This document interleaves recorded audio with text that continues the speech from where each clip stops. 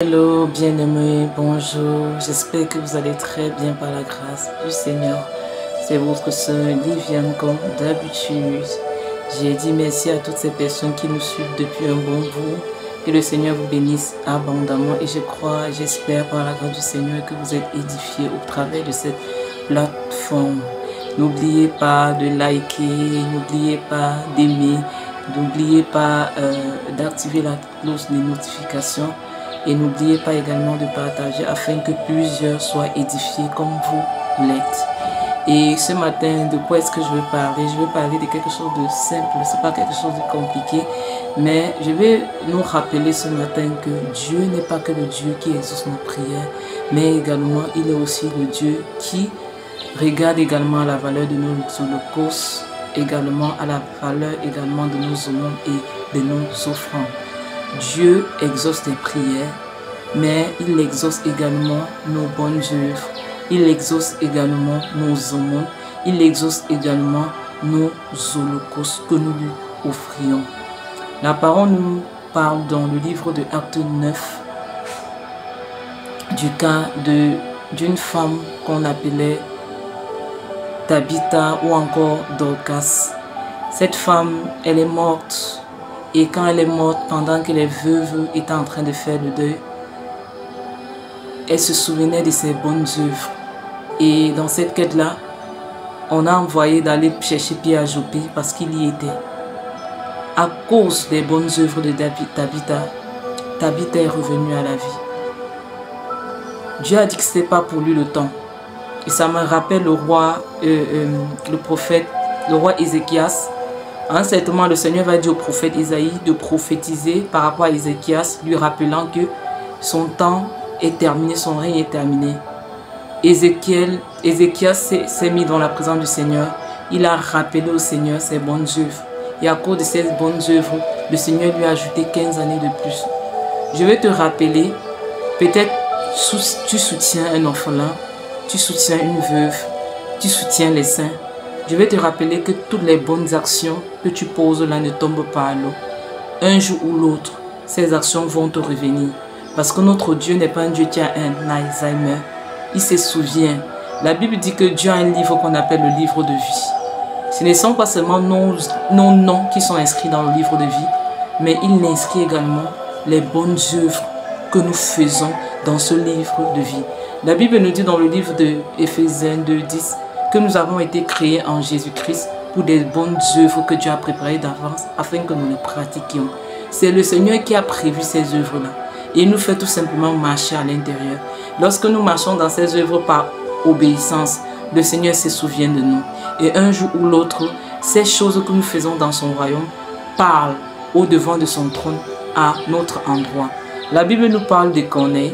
Corneille, c'est un centenier romain qui était au milieu du peuple juif. La Bible dit qu'il priait tous les jours. Et un jour, le Seigneur s'est souvenu de lui. La Bible dit que le Seigneur ne s'est pas souvenu uniquement que des prières de Corneille, mais il s'est également souvenu de ses aumônes. Parce que quoi qu'il priait beaucoup, il faisait également beaucoup d'aumônes à la nation juive. C'est quoi l'aumône? L'aumône, c'est un acte de bienveillance que nous pouvons poser à l'endroit de quelqu'un qui ne peut pas nous rendre l'appareil. L'aumône, c'est un acte d'amour que nous manifestons à l'endroit des personnes qui ne peuvent pas nous rendre l'appareil. Et vous allez remarquer qu'en Israël, lorsque le Seigneur avait institué les dîmes, il y avait une catégorie de dîmes qui était réservée aux étrangers, aux veuves, aux orphelins.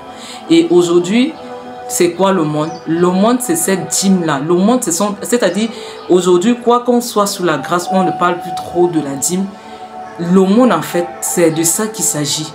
C'est-à-dire, une aumône, c'est une offrande que tu offres à quelqu'un qui ne peut jamais te rendre l'appareil. Et la Bible dit, Dieu a entendu les prières de Corneille, mais également, il a exaucé ses aumônes. Je vais rappeler à quelqu'un que pendant que tu pries, fais également des aumônes. Pendant que tu pries, fais des offrandes au Seigneur.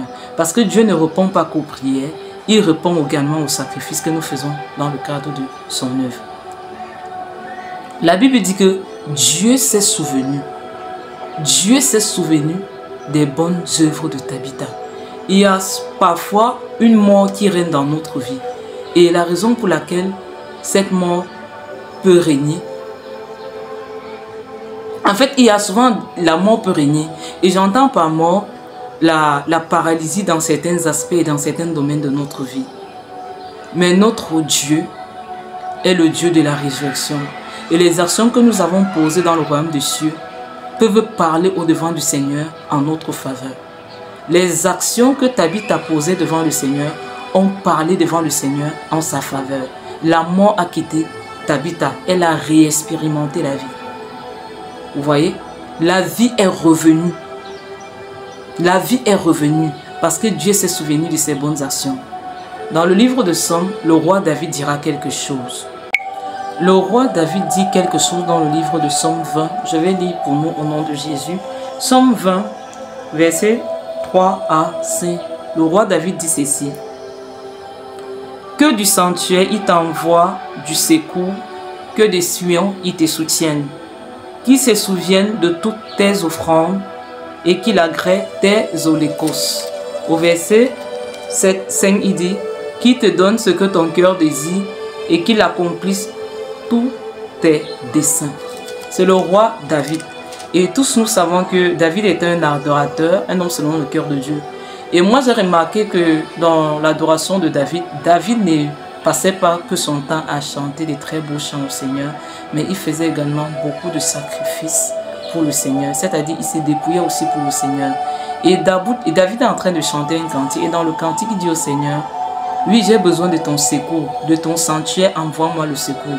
Mais pendant qu'il est en train de crier au secours au Seigneur, il dit au Seigneur, souviens-toi de tous mes holocaustes, souviens-toi de toutes mes offrandes et agrée-les, exauce-moi. Il dit, lorsqu'il finit de demander au Seigneur de se souvenir de ses holocaustes, de ses offrandes, il dit au Seigneur, accorde-moi ce que mon cœur désire. C'est le roi David qui a dit dans le livre de Somme 37, 4, fais de l'Éternel tes délices, il te donnera ce que ton cœur désire. Donc, David, dans son adoration, en train de dire au Seigneur, Seigneur, le sacrifice que je te donne, ce n'est pas que le sacrifice de mes louanges. Mais en dehors de mon adoration par des cantiques, Seigneur, je fais des offrandes et je prie afin que tu agrées mes offrandes.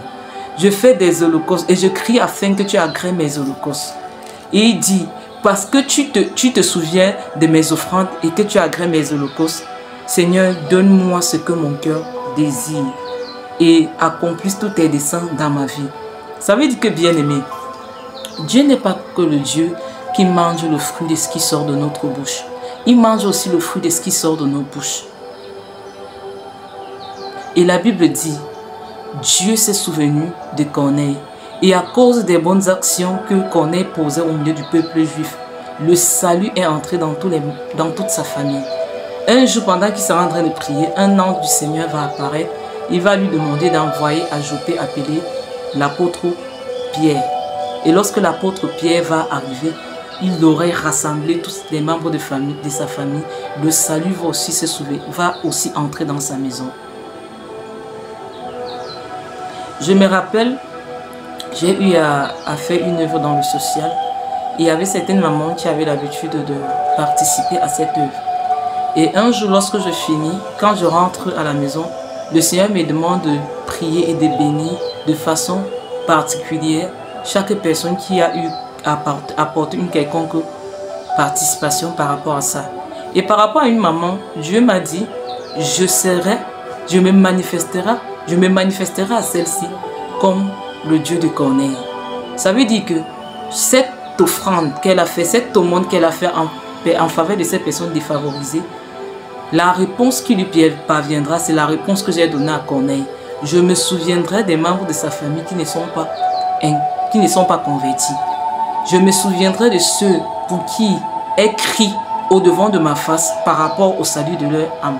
Et j'ai donc compris que, bien aimé, Dieu n'exauce pas seulement les prières. Tout don que nous faisons pour soutenir des personnes, Dieu se souvient. Moi, je suis passé par une période très difficile de ma vie. Et je vous assure, tel que j'ai été soutenu, tel que j'ai été secouru, Dieu m'a dit, tu as sémé et c'est ça là que tu es en train de récolter. Aucune bonne action ne va à l'eau. Ce sont les hommes qui ont l'habitude d'oublier facilement les bonnes actions que nous posons. Mais le Seigneur, il a un livre des annales. Il se souvient. Et lorsqu'il se souvient, il nous fait du bien.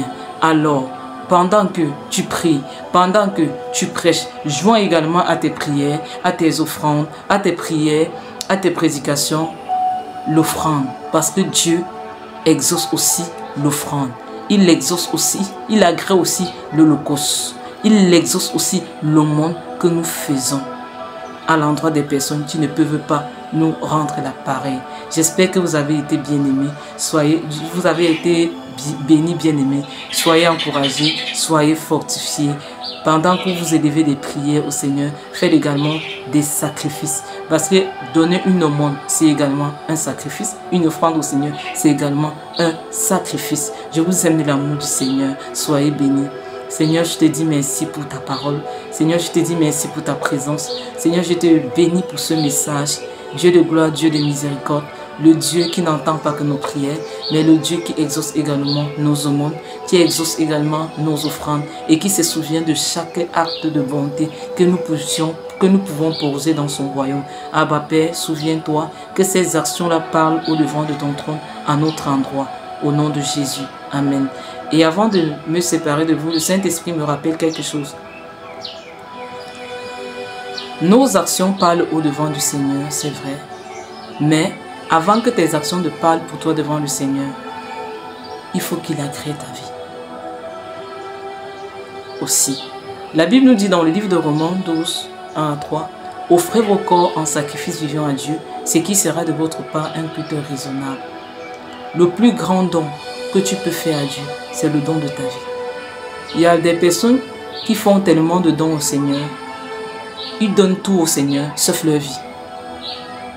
Dieu ne va pas dire non. Il prend. Ça participe à son œuvre. Mais Dieu aimerait également te faire du bien.